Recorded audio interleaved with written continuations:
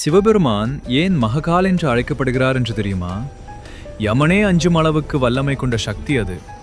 இது உஜ்ஜைன் அவந்திகா நகரம் மரணத்தின் விளிம்பில் நின்ற அந்த காலத்தின் கதை.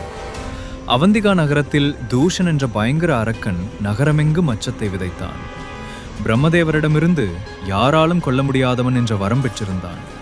பிராமணர்களையும் நிரபராத மக்களையும் கொன்று அவர்களின் இரத்தத்தில் நகரத்தை மூழ்கடித்தான்.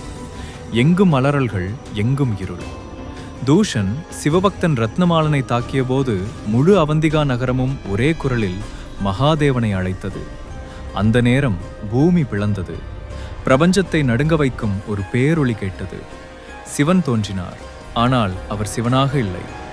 அவரின் கண்கள் தீப்போல் எரிந்தன. அவர் உடல் முழுவதும் விபூதி புசியபடி, கையில் திரிசூலம்.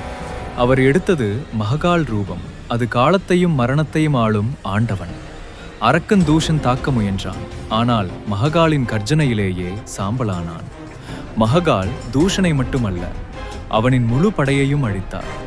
பக்தர்களின் வேண்டுகோளுக்கிணங்க சிவபெருமான் அங்கே ஜோதிர்லிங்கமாக வாசம் செய்தார். என்னென்றால் காலச்சக்கரத்திலிருந்து தன் பக்தர்களை காக்கவே. அதனால்தான் சொல்லப்படுகிறது, அகால மரணம் கூட அவனை தொடாது.